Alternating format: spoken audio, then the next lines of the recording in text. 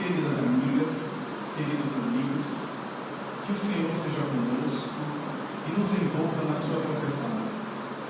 Immanuel Kant, o célebre filósofo alemão, estabeleceu em uma das suas frases mais famosas que duas coisas o fascinavam e causavam nele uma admiração especial. Uma delas era o céu estrelado fora, o universo e a sua grandiosidade. E a outra era uma lei moral que está aqui dentro e que rege a consciência humana.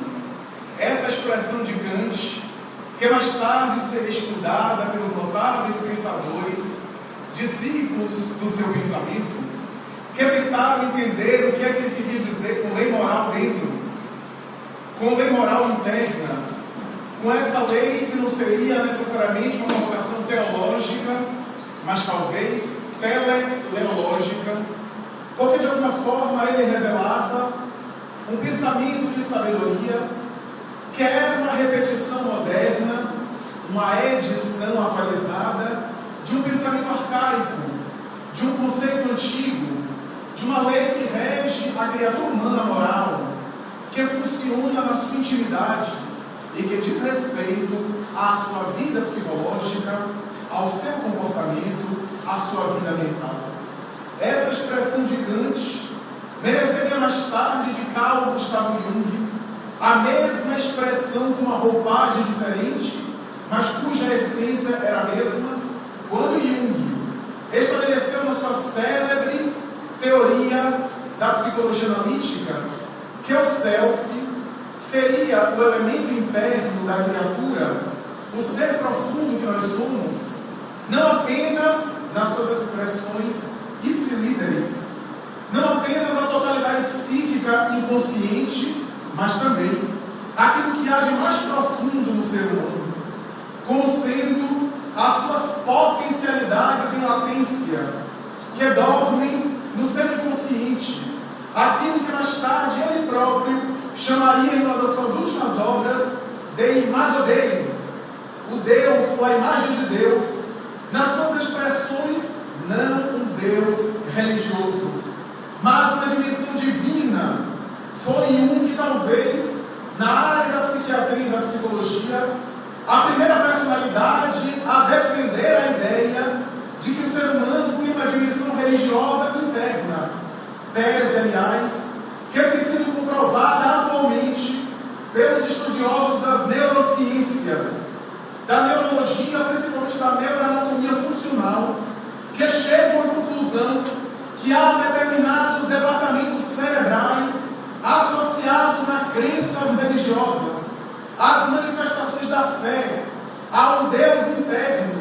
Ele próprio, na obra Aion, vai exprimir o seu pensamento nas seguintes palavras: não estamos interessados na crença ou na descrença, na existência ou na não existência de um Deus religioso, de um Deus exterior, mas é sem sombra de dúvidas que há uma dimensão interna do ser humano, responsável pela sua espiritualidade, pela sua religiosidade, e é essa forma religiosa que nós defendemos, que é uma religiosidade imanente, interna, uma religiosidade subjetiva, uma experiência mística, no bom sentido da palavra, mística interna, e não uma expressão religiosa do culto exterior.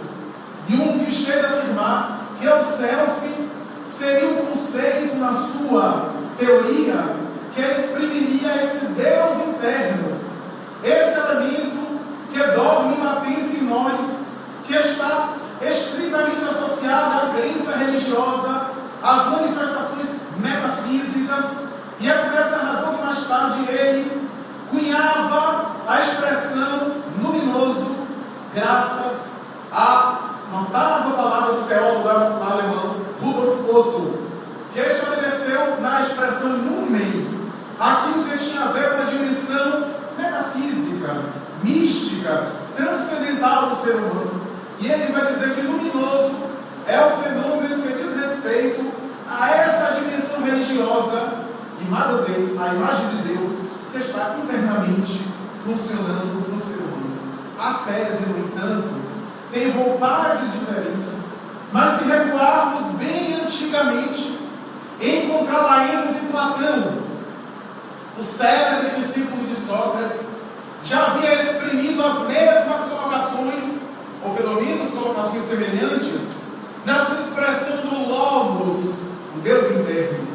A necessidade do indivíduo superar a sombra da matéria, o ser de um lado, que seria o ser real, o não ser, que seria a estrutura corporal, física, e que é a finalidade do indivíduo sair do eidos, da ideia, para o não ser. A sombra era desenvolver o logos, o sentido, o Deus interno, para superar a sombra, graças ao que ele elaborou o mito da caverna de Platão, e identificar-se com a sua dimensão divina, e superando a necessidade dos retornos, dos renascimentos, dos ciclos na matéria, no mergulho na sombra da matéria, no mergulho do corpo, através da multiplicidade de existências carnais.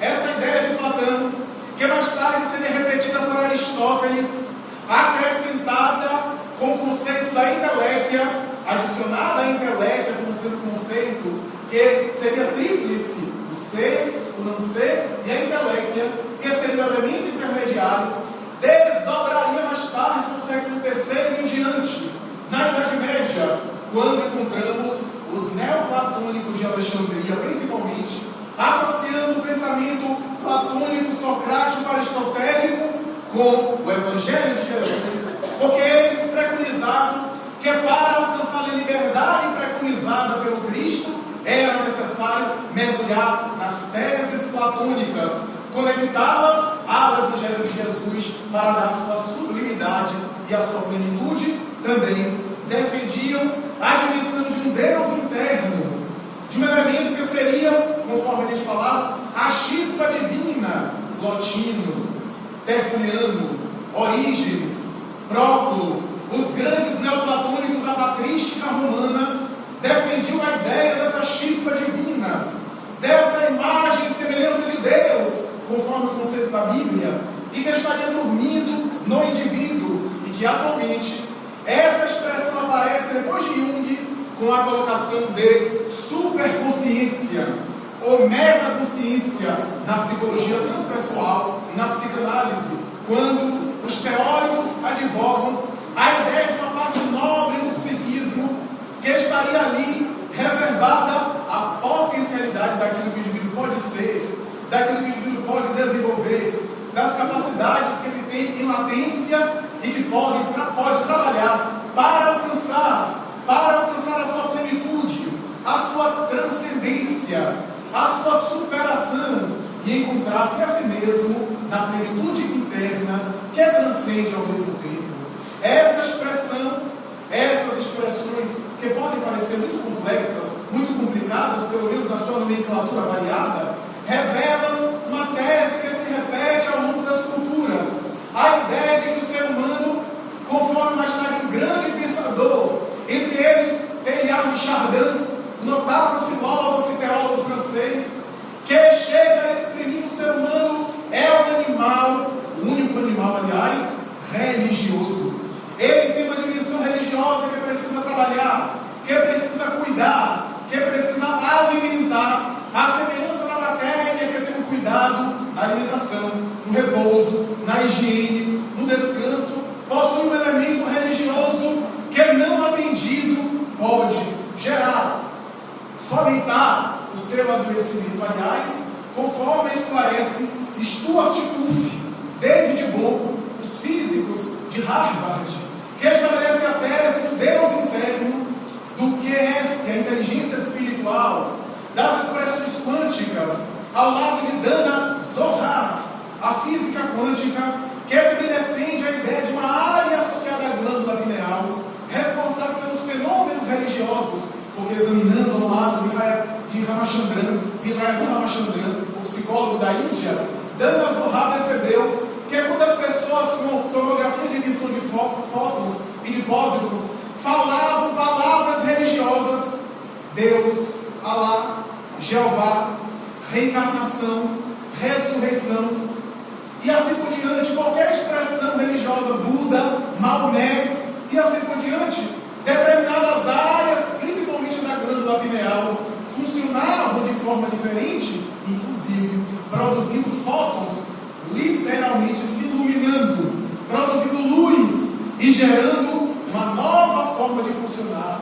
Os psicólogos transpessoais, examinando a meditação transcendental, o yoga e outras práticas do orientalismo geral, das tradições das terapêuticas alternativas, das práticas espirituais de Dalai Lama, Sua Santidade Budista e outros, percebem que as pessoas que meditam, que oram, que têm exercícios espirituais, têm uma saúde mais desenvolvida, mais sofisticada, têm uma saúde mais bem elaborada, têm mais saúde do que aquelas que não têm práticas religiosas. Essa tese revela a evolução do pensamento religioso, o sentimento religioso que passa de cultura a cultura, de época a época, expressando-se de acordo com o nível de consciência dos indivíduos, com o nível espiritual da criatura, desde épocas muito primárias do culto chamado animista, o culto de animação das coisas inanimadas,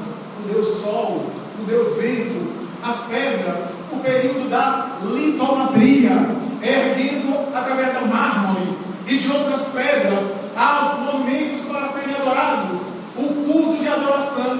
O sentimento religioso já existia, mas de maneira primária, de maneira rudimentar, dando às formas inanimadas uma manifestação divina. Eram as pedras que eram erguidas, porque antes disso, o ser humano primitivo, tribal, refugiava-se nas cavernas, confundindo-se com os animais, com os mamíferos superiores. Através do holocausto, ele achava que sacrificando uma vida alheia, ele tinha sua vida poupada. E esses sacrifícios de animais, mais tarde ele percebe que a vida humana tem um valor maior. Então, para aplacar, para saciar a fúria dos deuses, ele, de alguma forma, sacrifica as vidas humanas, para oferecer em holocausto às divindades que deveriam, na sua concepção religiosa mitológica, até às vezes bem intencionada, oferecer ali a saciação dos deuses, a saciação de fúria. E assim o sentimento religioso vai evoluindo, evolve, até que ele sai das cavernas para as palafitas, quando constrói casas rudimentares em frente aos oceanos. Mais tarde foge dos oceanos para evitar também os animais ferozes, desce as montanhas, e nessas descidas ele ergue as civilizações através das pedras, e assim também ergue através da pedra o monumento de adoração, as estátuas, as manifestações da litolatria. Lentamente, no entanto, ele percebe que as pedras, que são elementos ausentes de vitalidade, destituídas de vida, passa agora para o outro período da fitolatria, quando ele passa a perceber a vitalidade nas plantas. Algo divino haveria nas plantas, e ergue os oferecimentos de plantas, as manifestações através da fitolatria, das florestas, e assim por diante. Os sacrifícios continuam dos animais aos humanos. Mais tarde ele começa a superar, porque do ponto de vista primitivo, ele começa a perceber que ao sacrificar as vidas, ele também tinha a sua vida ameaçada, principalmente as vidas que estavam ao seu lado, ao seu redor. Então ele passa a assassinar, não mais as vidas que ele comparte a marcha, mas passa a agredir as vidas dos clãs que se encontram em frente dele, em oposição a ele, protegendo e preservando os clãs que são seus, formando ali também os pródromos do sentimento familiar, do sentimento coletivo, a identificação do seu grupo social, portanto uma identidade social. E as guerras passam a ter uma sacrificar as vidas das tribos alheias e oferecê-las aos deuses. É, portanto, um sentimento de adoração, um sentimento transpessoal, religioso, que ele passa a elaborar, que ele passa a configurar para desembocar, para configurar e construir mais tarde a preservação das vidas alheias. Porque antes ele percebia que assassinando todas as vidas ele ficava só e também vulnerável, refém dos animais ferozes, das agressões da natureza, das manifestações primitivas da natureza. E ele passa agora a preservar as vidas alheias. E é nesse momento que o homem, segundo os pensadores da psicologia evolutiva, passa a raciocinar de maneira mais lógica e questionar o porquê das coisas, o politeísmo mágico, as manifestações dos vários deuses ainda existia, mas agora adornada por questionamentos filosóficos. Era a época da filosofia, quando os grandes filósofos como Sócrates, Platão e outros aparecem na Terra para tentar explicar o porquê das coisas, para dar um sentido ético à existência. Mas o homem ainda tinha um pensamento mais mágico.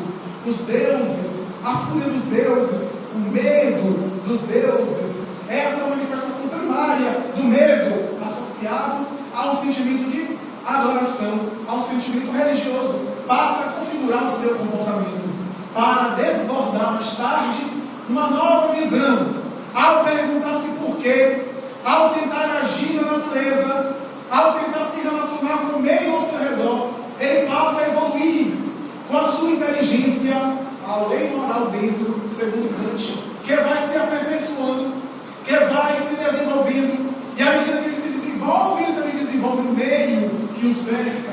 Ele aprimora o meio onde ele está, para também ter uma vida mais confortável. Por interesse pessoal, ele passa a trabalhar para uma vida melhor, e sem o saber, sem perceber, ele evolui intelectual a princípio, mais tarde moralmente, abrindo espaço para a melhoria da vida na Terra, para a evolução do planeta e ao mesmo tempo para, a princípio, as necessidades egoístas de sobrevivência, as necessidades das sensações do prazer, graças ao que ele busca recursos, e para conseguir recursos ele trabalha inteligência, ele corre atrás, ele tenta superar as dificuldades, para mais tarde as necessidades morais, a convivência pacífica, a superação da violência, a harmonia entre os povos, a solidariedade entre as pessoas, para que ele possa também, por interesse, salvaguardar a sua segurança, a sua paz. Lentamente ele passa a aprimorar-se, e naturalmente esses porquês, esses questionamentos surgem ao lado das manifestações espirituais, das manifestações religiosas, que ele entende de maneira também compatível com o seu nível de evolução, com o seu nível de consciência, com o seu nível espiritual, graças ao que ele elabora as religiões de acordo com esse nível. Quanto mais primitivo, mais a religiosidade é materializada, é mais concreta. Os deuses são mais materiais, são humanoides, antropomórficos, são criaturas que se manifestam materialmente, são um pouco metafísicas. Os sofrimentos depois da morte, ou as compensações felizes depois da morte, também obedecem a esse critério de materialidade. Aquilo que o faz sofrer no mundo deve ser muito pior, e deve ser o máximo do sofrimento daquilo que ele conhece depois da morte. Daí o fogo, as labaredas do fogo, o inferno, as chamas, porque aquilo que ele concebe de mais doloroso, ou as delícias das sensações que ele acha fantástica. No paraíso, a ociosidade, que para muitos ainda é uma beleza, não fazer nada, entre o paraíso de contemplação, de ociosidade, que obedece a esse nível de consciência, a esse nível primário, e o sentimento religioso vai evoluindo com ele. Nesse ínterim surge para nós a primeira grande revelação de caráter mundial, de natureza internacional, de caráter global, graças à presença de um judeu, que a tradição, ou hebreu, como se queira, que a tradição estabelece, que viveu a época do cativeiro do Egito, quando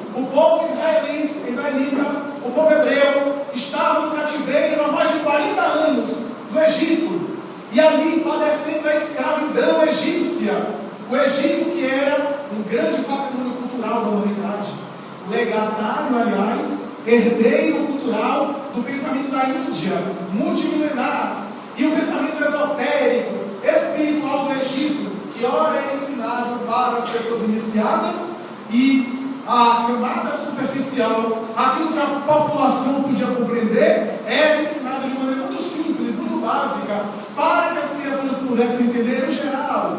Mas as grandes verdades eram reveladas graças aos transes paranormais, que na época era chamado de oráculos, de hierofantes, de rishis, de pituns e pitonisas, os sensitivos que nas pirâmides dos templos faraônicos entravam em transe, e é nessa cultura egípcia que aquele hebreu especial, filho, segundo a tradição, de uma mulher judia que era escrava e que havia sido proibida às gerações de procriar para dar continuidade àquela raça que permanecia revoltada e com ódio do povo egípcio e com receio de uma rebelião no futuro, de uma revolução. O faraó da época estabeleceu a proibição dos judeus procriarem para extinguir de uma vez por todas com aquela cultura, com aquela raça.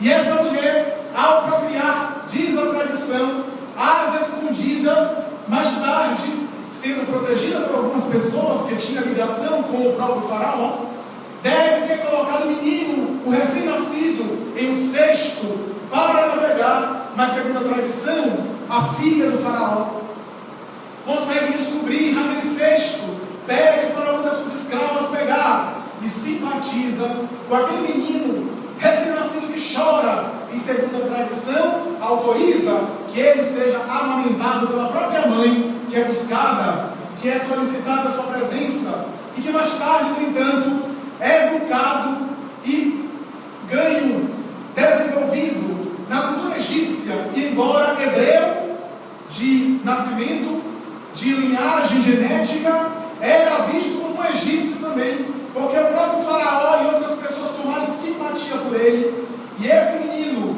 Moisés, mais tarde, vai defender por um sentimento de justiça, conforme a tradição bíblica, um hebreu que estava sendo maltratado no palácio.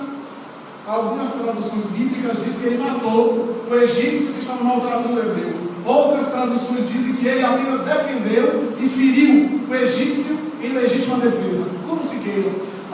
O que ocorreu, portanto, foi um constrangimento em que ele foi ameaçado de morte, recebeu a sentença pelo próprio faraó e às escondidas fugiu para uma região ali próxima do faraó, uma região chamada Mida, ou Midai, segundo as tradições, e ali ficou uma região desértica, no deserto, meditando, refletindo, entrando em contato consigo mesmo, fazendo silêncio interior, graças também à frugalidade dos hábitos, à abstinência de todas as sensações, à alimentação que era quase escassa, fez meditar ainda mais, aguçar os sentidos psíquicos, os sentidos espirituais, a sua capacidade de visão interior, a visão da alma, para mais tarde desdobrar-se em um extraordinário traumaturgo, expressão antiga de sensitivo, de paranormal,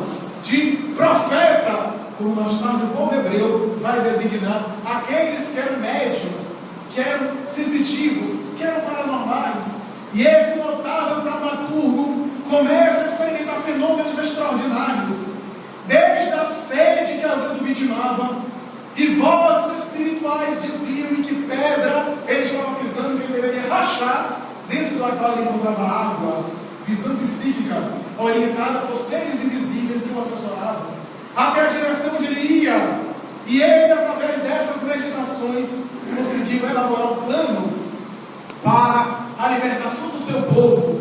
Todo esse plano fundamentado na sua visão paranormal extraordinária, nas previsões que iriam acontecer, nas simbólicas pragas que se abateu sobre o povo egípcio, na morte de algumas crianças por pestes, por epidemias, por doenças, por enfermidades que eram vítimas, que as pessoas eram vitimadas na época, e que na verdade não foi o que desencadeou, mas ele previu com a sua visão extraordinária, e outras ocorrências que fez com que ele fosse respeitado, respeitabilíssimo,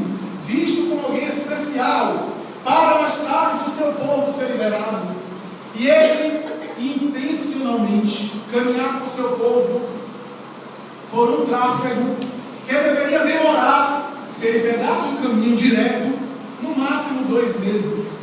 E ele fez essa caminhada durante 40 anos, intencionalmente, porque aquele povo que estava sob os auspícios da escravidão e da cultura egípcia era um povo deseducado, era um povo acostumado às orgias, às manifestações promíscuas, inclusive no culto da profecia da mediunidade. Daí porque ele proibiu nas suas leis, conforme está na Bíblia, no Antigo Testamento, em Deuteronômio, a proibição da comunicação com os mortos. Se ele proibiu, era possível. E se ele proibiu, porque as pessoas faziam isso. Então a Bíblia já está dizendo que é possível a comunicação com os mortos. E ele proibiu que se evocasse os mortos. Aliás, muita gente diz que a Bíblia proibiu o espiritismo com isso, porque o povo não lê. O povo lê gibi, contigo, comigo, consigo, e assim por diante. Mas não lê as fontes. E ficou ouvindo algumas palavras de orientadores religiosos que são cegos que os céus. Está lá literalmente no Deuteronômio. Ele proibiu consultar quiromante, cartomante e evocar os mortos. É o que o povo mais faz. Mas ele não proibiu que os mortos se comunicassem de maneira espontânea, porque ele não podia proibir os espíritos se comunicarem. E ele estabeleceu ali uma regra de conduta, baseada em várias regras, que era a legislação do futuro povo hebreu, caminhando para Canaã, a terra prometida, a futura Israel, a casa de Davi. E assim ele vai caminha durante 40 anos para que aquela geração de pessoas morresse e a nova geração fosse educada sob a sua orientação espiritual, a sua orientação religiosa, para formar outros hábitos, porque os rituais egípcios eram muito complicados, ele considerava muito complexos, e para elaborar os princípios básicos daquilo que hoje é chamado a cabala judaica, ele necessitou eliminar vários rituais da educação egípcia e sintetizar na simplicidade, no culto a Deus. E foi nesse ínterim que, pela mediunidade, pela inspiração espiritual, ele pôde concluir no Deus único a primeira revelação. Porque o mundo era politeísmo por todos os lados. Não havia uma cultura monoteísta. E Moisés, através desses trânsitos maravilhosos, inaugura o monoteísmo. Graças às inspirações espirituais, o anjo na sarça ardente que ele aparece, que é o guia, que é o orienta, graças ao que ele produz fenômenos, na época não compreendidos e hoje compreensíveis, ele vai elaborar as grandes leis mosaicas, a legislação do povo hebreu, vai estabelecer as estruturas e o Deus único, o conceito, porque ele concebeu que o universo não poderia ser regido na sua harmonia por várias vontades, por vários seres distintos, porque senão o universo seria um caos. Todas essas manifestações distintas são aparentes, porque a causa primeira é uma só, e não várias, é uma causa única. E aquilo que chamamos de deuses, na sua concepção, eram apenas auxiliares de um Deus apenas, espíritos, vozes, entidades, que eram designadas como deuses na cultura romana, na cultura grega, na mitologia, era chamada de Deus, e alguns espíritos aqui para nós, presunçosos e arrogantes, gostavam de ser chamados de deuses, naturalmente, e eram erguidos monumentos em homenagem a eles, espíritos, entidades. E Moisés concebe o monoteísmo, estabelecendo em Israel a primeira cultura monoteísta da humanidade, a primeira revelação. Como diz mais tarde uma grande escritora e filósofa, Israel era uma ilha monoteísta cercada de politeísmo por todos os lados. Graças a essa cultura que mais tarde se espraiaria sobre a terra. E antes de chegar na terra de Canaã, ele sobe ao famoso Monte Sinai e ali, vítima de um transe transpessoal, faz um movimento que seria uma psicografia automática na pedra, o decálogo, os 10 mandamentos, lei que até hoje é base fundamental da regulação civil da maioria dos povos, base fundamental do direito da maioria dos povos, principalmente do Ocidente, as manifestações básicas da conduta humana, da regulação social, das constituições ou das formulações jurídicas do futuro. O direito à propriedade, não roubará. O direito à vida, não matarás. E assim por diante, que é estabelecido de maneira de acordo com a cultura hebraica. Essas expressões seriam atemporais, revelações espirituais, mescladas com manifestações muito humanas de Moisés, que ele dizia que era do próprio Deus também. Então ele misturava o decálogo, que era realmente uma manifestação essencialmente divina, com leis que ele próprio regulava para educar um povo indisciplinado, um povo excessivo, um povo ignorante. Então ele estabelece um conjunto de leis que hoje, para a nossa mentalidade, seria algo absurdo. Seria algo absurdo tomar ao pé da letra algumas regras, alguns códigos de conduta diferentes do decálogo, dos 10 mandamentos, que até hoje permanecem atual, porque se encontra íncita nas leis de Deus, se encontra inscrito nas leis morais, nas leis cósmicas do universo. Moisés, portanto, estabeleceu a primeira revelação e a base fundamental dessa ideia, chegando à terra prometida, segundo as tradições, é através dessa chegada, a chegada na antiga Canaã, que se estabelece a Páscoa judaica, a festividade de natureza judaica que comemora a chegada de Moisés e a libertação do povo hebreu. Essa festividade que, segundo alguns, teve lugar na chegada e só parou quando do ano da morte de Moisés, segundo alguns especialistas. A grande verdade é que se abre espaço agora para uma outra cultura. Lentamente o pensamento mágico dos animais como deuses, como era muito comum na Índia, ou dos vários deuses que estavam lutando entre si, a crença em Deus único se espraiaria, tomaria conta da cultura terrestre de tal forma que chamaria atenção. Até que a humanidade se prepara filosófica, artística, cultural, emocionalmente para a chegada da segunda revelação de natureza mundial, global, que é a revelação máxima que a Terra já pôde alcançar e que a Terra um dia alcançará, que seria a vinculação daquele que é o sol de todas as épocas, daquele que é o nosso sol de primeira grandeza, comparado com o nosso sol, o nosso astro que é uma estrela de terceira grandeza, Jesus Cristo. A vida de Jesus à Terra estabelece ali o primórdio da fraternidade humana. Jesus inaugurou a futura regeneração da humanidade. A sua mensagem deveria anunciar para os séculos futuros a renovação social na Terra, que ele estabeleceu de maneira ingênua, colocando de maneira os seus primórdios, e a sua mensagem suavizaria a lei mosaica, a lei ferrenha, para disciplinar aquele povo era necessário uma lei rigorosa. E agora o Pai Jeová Elohim, o Pai Yahvé, o Deus único, deveria ser apresentado e confirmado por Jesus, o único Deus, mas agora na figura de um Pai amoroso, não apenas um Pai infinitamente justo, mas um Pai que é todo compaixão, que é todo misericórdia. Jesus apresenta esse Pai que é amor, e ao mesmo tempo estabelece o amor como sendo a única forma e a melhor delas para se encontrar a Deus, para se aproximar de Deus, para levar o pensamento a Deus através do culto de adoração na fraternidade em relação ao próximo, na solidariedade em relação aos demais.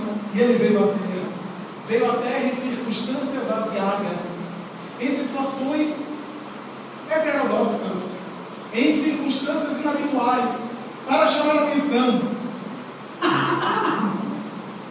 para sensibilizar a humanidade, para dobrar o Império Romano através da sua mansuetude e da sua bondade, e para jogar para a humanidade de todos os tempos a poemática do amor.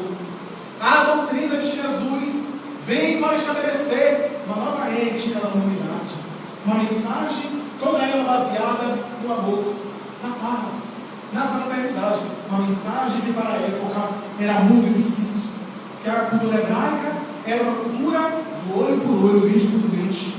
Era uma cultura que derivava do egípcio, mas que estabelecia o orgulho do Deus único e o orgulho de raça. E Jesus vinha para quebrar esses preconceitos, vinha para estabelecer uma nova mentalidade e naturalmente veio para estabelecer também uma nova visão de vida. Jesus, portanto, vem e estabelece uma nova visão. Nascido em Belém de Judá ou da Judéia, segundo a tradição, não se sabe se ele realmente nasceu nessa localidade, porque sobre Jesus, historicamente, há tantas perguntas e poucas respostas. Há vários questionamentos, e é até curioso, uma personalidade tão biografada com tantas perguntas. Se fala que ele nasceu em Belém de Judá, mas era chamado Nazareno.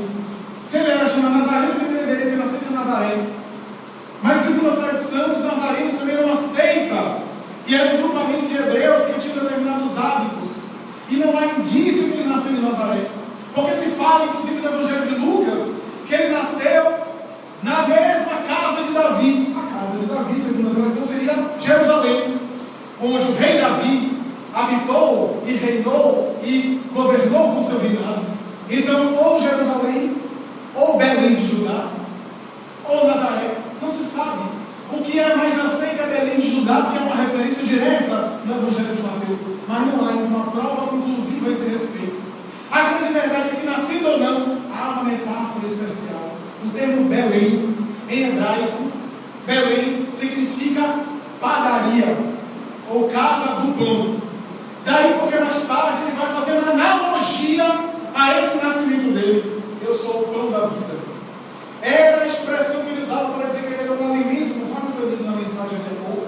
Ele era um alimento das almas humanas, não um alimento do estômago, mas um alimento que deveria ser digerido, que deveria ser consumido pela humanidade. Era uma referência do local onde ele nasceu, que significa casa de pão ou padaria. As previsões acerca dele. As previsões acerca dele sempre existiam.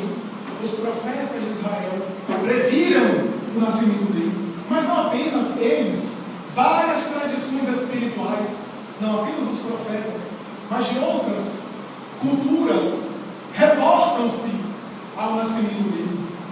Emmanuel, no livro memorável A Caminho da Luz, vai dizer que várias culturas, nos seus vários médiuns, nos seus vários paranormais, sentiram o futuro nascimento de alguém especial.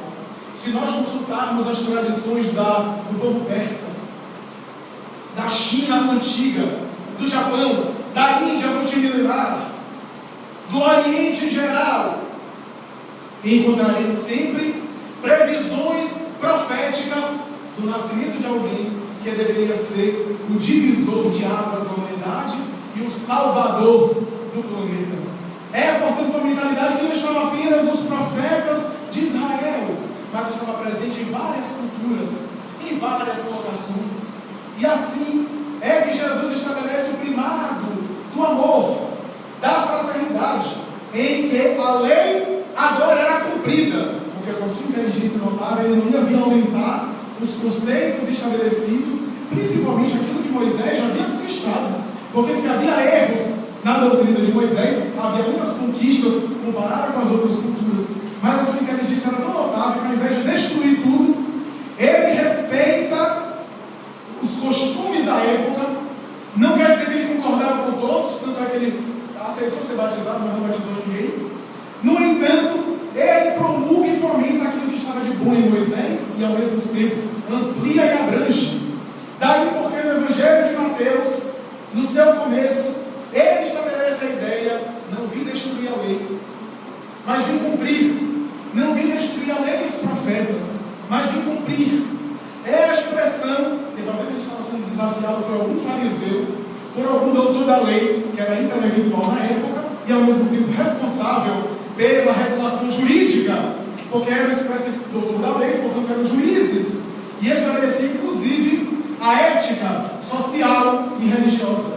Estudiosos da Torá do Antigo Testamento sempre tentavam pegar alguém em embaraço para incriminá-lo e levá-lo à prisão levar ao julgamento. Jesus sabia, conhecia a personalidade humana e não entrava nas armadilhas dos fariseus intelectual, no bom sentido, inteligente que ele era, com uma inteligência acima do convencional. Então, embaraçado pelos doutores da lei, questionado, ele diz: não vim destruir a lei, então não vim poder criminal. Ele não veio destruir a lei dos profetas, mas vim cumprir. A palavra cumprir tem no Evangelho, segundo os melhores teólogos, Jesus utilizou o termo cumprir, que tem uma significação no grego. A palavra usada no grego nos Evangelhos é plesarrai, que significa tanto cumprir, como completar, como encher, como desenvolver. A tradução bíblica quase sempre traduziu como cumprir, obedecer, porque o vocabulário da época era pobre e várias palavras, uma palavra significava várias coisas, então era um vocabulário pobre. O termo, no entanto, plesarrai, vem de pleros, segundo os melhores teólogos. Pleros significa completo, cheio. É provável, dizem os especialistas teólogos hoje, que Jesus não estava se referindo a cumprir apenas no sentido de obedecer, porque se ele não veio destruir a lei, mas apenas cumprir e obedecer, ele não veio falar nada de especial e não veio fazer nada de especial. Se ele veio apenas obedecer à lei antiga, ele não veio fazer nada de especial, porque os outros profetas de Israel já fizeram, obedeciam à legislação e à lei. Então é claro que Jesus não vinha apenas se igualar e fazer aquilo que outros já faziam. Então, pleros, que é completo, cheio, talvez, dizem os estudiosos, a melhor tradução não é cumprir, mas é completar. Não vim destruir a lei, mas vim completar, vim desenvolver. Mas quando pegamos o Evangelho de Mateus e vemos o seguinte, a continuação dos capítulos, vemos que Jesus diz: não vim destruir a lei, mas vim cumprir. E logo adiante ele começa a dizer a necessidade de exemplificar para chegar ao reino dos céus. Diz Carlos Torres Pastorino, um notável filósofo, filólogo, especialista em grego, especialista em hebraico, que foi professor da Universidade de Brasília quando estava encarnado, espírita militante. Ele vai defender a ideia que Jesus não estava dizendo apenas cumprir no sentido de obedecer, não apenas cumprir no sentido de observar e de completar e desenvolver, mas também ele estava dizendo que veio exemplificar, que veio dar o exemplo, que não veio apenas cumprir e obedecer, mas dar o exemplo com a própria vida, que veio não apenas falar, discorrer. E nós encontramos essa passagem no livro Pão Nosso, do Espírito Emmanuel. Emmanuel interpretando essa passagem justamente nessa colocação. Jesus queria dizer que ele veio cumprir no sentido de dar o exemplo, a ponto da própria renúncia, portanto, desenvolvendo a lei mosaica ao máximo. A sua mensagem tinha uma parte acessível, as parábolas. Que beleza eram as parábolas de Jesus, que ele vestia de elementos acessíveis, de elementos simples, para se fazer conhecida, para se entender a significação da sua mensagem. Jesus, portanto, vestia as parábolas de elementos muito simplórios, muito simples, elementos conhecidos da população, elementos que a população poderia entender, para que a humanidade pudesse ali assimilar. Mas também há uma outra mensagem, há um outro aspecto dessa mensagem que era inacessível à maioria das pessoas. Se nós examinarmos, por exemplo, a passagem que ele faz analogia com conceitos da época, se tivermos fé, do tamanho do grão de mostarda, a menor semente que existe, um povo agricultor, um povo que lidava com grãos, era natural que essa mensagem era uma mensagem conhecida, que as pessoas entendiam. A menor semente que existe, se tiveres fé, do tamanho da menor semente, movereis as montanhas. Naturalmente, não as montanhas, era uma linguagem forte para chamar a atenção, não as montanhas materialmente falando, mas quais são as montanhas da nossa vida? São as nossas imperfeições, são as nossas dificuldades. Mas se tivermos fé do tamanho do grão de mostarda, uma fé legítima, verdadeira, conseguiremos remover as montanhas do nosso mundo íntimo. É, portanto, uma expressão profunda de uma mensagem, mas que foi compreendida, que possivelmente foi entendida pelos seus, quando ele fala amar ao próximo como a si mesmo. expressão conhecida. Era uma designação que as pessoas compreenderam, embora estranho, porque a mentalidade era amar a Deus acima de todas as coisas, não ao próximo. E ele inaugurou o amor ao próximo. Quando ele fala do perdão das ofensas, por mais difícil que seja o hebreu aceitar, o hebreu entendia. Quando ele fala da não violência e assim por diante, ele está falando de coisas que a cultura hebraica em geral podia compreender, podia assimilar, mas havia uma mensagem inacessível. Bem-aventurados, como dissemos ontem, aqueles que choram, em algumas traduções, em outras, aqueles que sofrem, porque serão consolados, ou porque é deles o reino dos céus. É uma mensagem estranha. Faltavam elementos à mentalidade hebraica para entender o que ele queria dizer. É claro que Jesus não estava fazendo apologia ao sofrimento, ao masoquismo. Bem-aventurados que choram porque serão consolados. O que ele queria dizer com isso?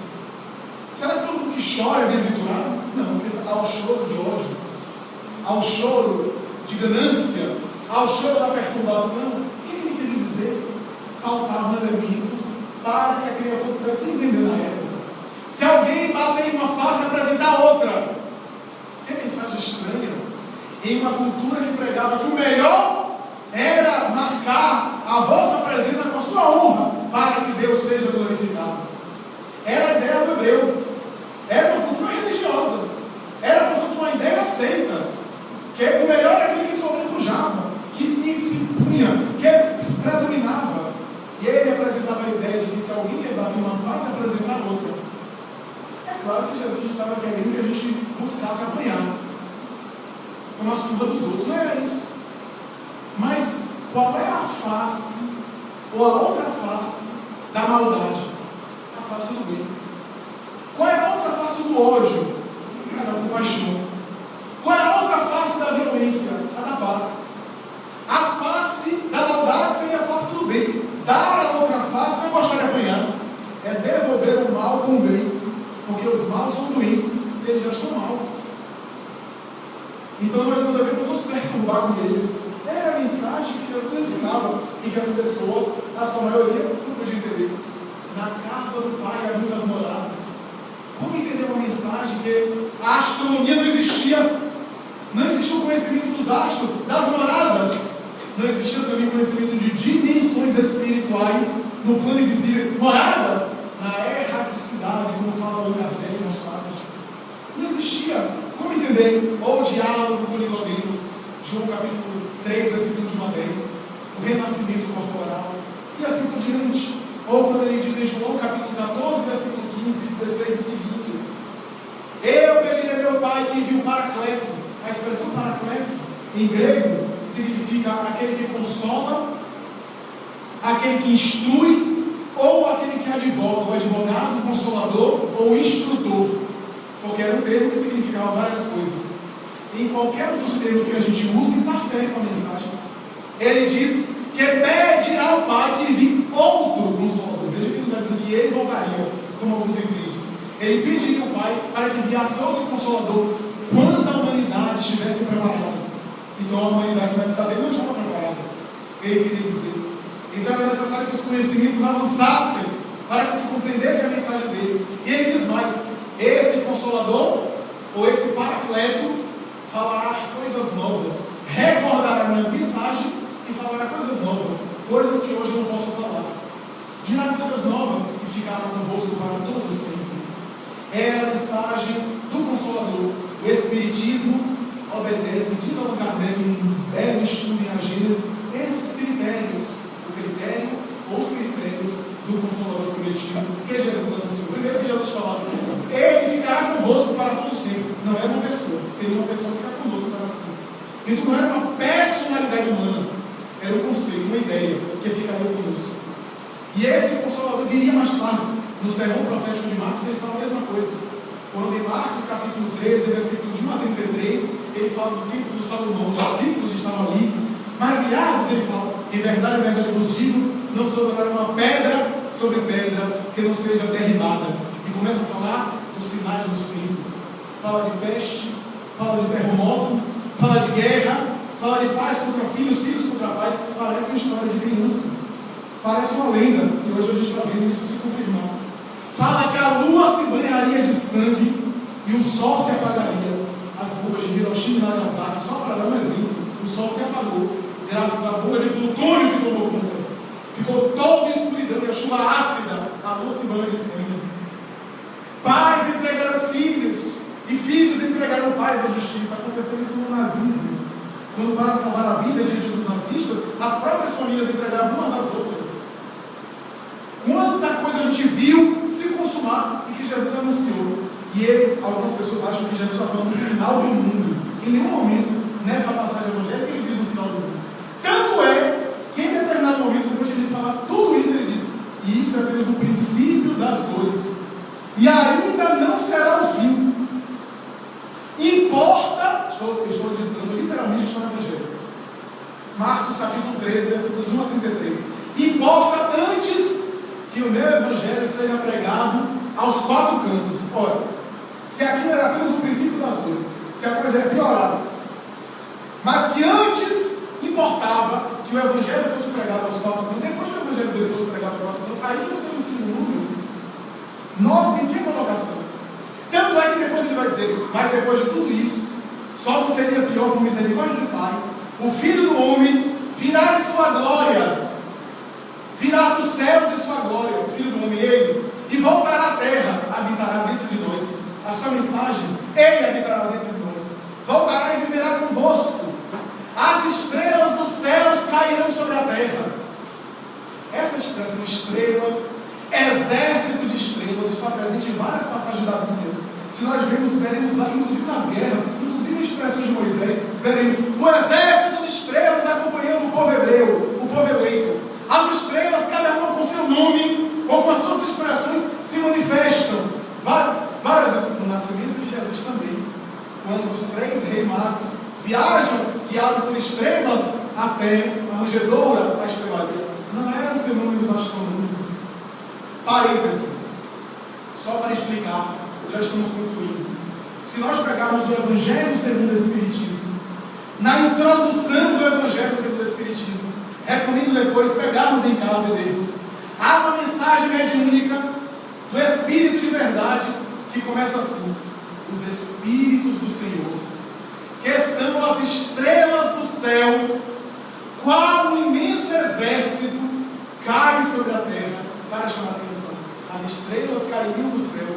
São os Espíritos, o fenômeno mediúnico, o fenômeno espiritual. É aqueles Espíritos que guiaram os três reis magos. O Espiritismo, meus irmãos, cumpre a promessa do Consolador prometido por Jesus. Ele mesmo anunciou isso, que a sua mensagem ia ser esquecida, e foi realmente esquecida, para ser recordada por esse Consolador. As guerras religiosas, o fanatismo religioso, o excesso do fanatismo de um lado. Depois o ser humano, o pensamento humano começou a se libertar da religião, do dogma, e foi para outro extremo, que foi a ciência, o racionalismo científico, o divórcio da religião. E quando estávamos no excesso de cientificismo, de descrença, de total descrédito, Allan Kardec vem à Terra, recebe a mensagem do mundo espiritual, resgata a mensagem do Evangelho de Jesus em espírito e verdade, e agora numa linguagem perfeita, de acordo com a ciência, e faz, aliás, a ligação entre a ciência e a religião. Aliás, no primeiro capítulo do Evangelho segundo o Espiritismo, está lá um tópico chamado Aliança da Ciência com a Religião. Em Allan Kardec discorre com essa necessidade de vincular o conhecimento moral, o conhecimento espiritual, o conhecimento metafísico com o conhecimento científico, material. Nem o excesso de fanatismo religioso de um lado, nem o excesso de materialismo, de ciência do outro, a ponto de desconsiderar a dimensão espiritual do ser humano, a vinculação dessas duas dimensões do ser humano, dessas duas realidades necessárias, para que, como dizia Alberto Einstein mais tarde, a ciência sem a religião é capenga, e a religião sem a ciência é fanática. Uma precisa da outra. O conhecimento científico e o conhecimento espiritual, que Einstein deu para Kardec. Tal é a sua expressão. A grande verdade é que Jesus volta à Terra no seu Consolador prometido. A terceira revelação de caráter mundial, de caráter universal. Diz Allan Kardec que a primeira revelação terá na figura de Moisés, o grande legislador, o princípio da justiça. conforme fala Emmanuel. A segunda revelação, o máximo da mensagem espiritual, na figura do Cristo, através do amor, a base fundamental da nossa evolução. E a terceira revelação, a doutrina espírita, que vem nada mais do que restaurar essa mensagem, esclarecer os pontos que estavam ignorados, iluminar a humanidade com o conhecimento da ciência, com o conhecimento racional. A primeira era a justiça, a segunda era o amor, e Emmanuel diz: a terceira é o conhecimento da verdade que liberta. É a mensagem da verdade, que vem confirmar tudo aquilo que Jesus disse e vem inflamar muito mais através da mensagem dos espíritos imortais. Se as duas primeiras revelações, diz Allan Kardec, estavam concentradas em uma pessoa que se espalhou mais tarde pelo mundo e demorou séculos e séculos para ser conhecidas as doutrinas do mundo inteiro, o Espiritismo se propagará muito mais rápido. Muito mais rápido, diz Allan Kardec, porque não se concentra em uma pessoa. Ninguém é o detentor do Espiritismo. Ninguém é o autor da doutrina. Porque os autores são os invisíveis, que se podem comunicar no palácio ou na favela, na prisão ou na mansarda, na região agrícola ou nas grandes civilizações tecnológicas. Os espíritos se manifestam onde querem, se comunicam dizendo as mesmas coisas, com linguagem diferente, mas as mesmas coisas em qualquer parte do mundo. Daí o Espiritismo não tem nem 2 séculos e já é conhecido na maioria do mundo, no planeta. Diz Allan Kardec que o cristianismo demorou 20 séculos até agora e não chegou a ser conhecido em algumas regiões do planeta. E a doutrina espírita, não enquanto conjunto de religião, mas conjunto de princípios filosóficos, está sendo conhecida com uma velocidade muito grande. Porque vem falar princípios que estão, diz Kardec, nas leis da natureza, nas leis cósmicas universais, que podem ser resumidas em 5 elementos e um sexto, que seria a conclusão. A crença em Deus, na imortalidade da alma, na comunicação dos espíritos, na reencarnação, na pluralidade dos mundos habitados e coroando o Evangelho de Jesus em espírito e verdade. São, portanto, 6 elementos básicos que tornam o indivíduo espírita verdadeiramente, espírita militante, espírita que abraçou a proposta. Mas Allan Kardec vai dizer: o espiritismo não torna a pessoa melhor de uma hora para outra, esclarece para que a pessoa se torne melhor. Não faz ao passe de mágica a renovação moral da terra. E quando ele examina o progresso, além do progresso, ele vai dizer, perguntando aos espíritos: o progresso moral segue o progresso intelectual? E os espíritos respondem: um é decorrência do outro, mas não segue imediatamente. É que vale dizer que para progredir moralmente eu preciso primeiro saber, conhecer, discernir. Mas o fato de eu já saber não quer dizer que eu já estou evoluindo, que eu já estou crescendo. Saber é indispensável, eu tenho que passar pelo saber. Mas para evoluir moralmente, é necessário aplicar esse saber. Ninguém evolui moralmente sem o saber. Mas o fato de eu saber não se segue necessariamente que eu já esteja evoluindo. Como diz Emmanuel, a evolução intelectual é uma grande horizontal de conhecimento que sempre se acumula. Mas a evolução moral é uma vertical para cima que é sempre mais difícil. Que existe esforço, hábitos que são insistidos, que nós insistimos até introjetar em nosso mundo íntimo. Vale a pena, dizem os bons espíritos, fazer tudo bem, aplicar tudo bem, porque não estamos a sós. Temos uma nuvem de testemunhas ao nosso lado, diz o apóstolo Paulo, e essa nuvem de testemunhas é uma nuvem de testemunhas de acordo com o nosso nível moral. Se nós somos primários, sensualistas, egóicos, narcisistas, temos uma nuvem de testemunhas iguais a nós, do nosso mesmo nível evolutivo. Se nós somos dedicados, amorosos, humildes, se nós somos solidários, se nós somos saudáveis moralmente, temos uma nuvem de testemunhas equivalentes a nós, do mesmo nível que nós. Escolhemos as companhias espirituais que quisermos, a depender do clima psíquico que respiramos, diz o Espírito Joana de Ângeles. Daí vale a pena fazer o bem, porque granjearemos essa nuvem de testemunhas. Para concluir, permitam-me dizer algo emocionante que Chico Xavier disse, no Natal de 1987, em uma entrevista famosa que hoje circula na internet, a notável apresentadora de televisão, hoje já desencarnada, a senhora Hebe Camargo, ao lado da atriz que na época perdeu o filho e que recebeu por Chico Xavier a mensagem do seu filho desencarnado que voltar, a atriz Nair Belo, que entrevistou Chico Xavier nessa oportunidade. E em determinado momento, no final da entrevista, as duas pedem uma mensagem de Natal.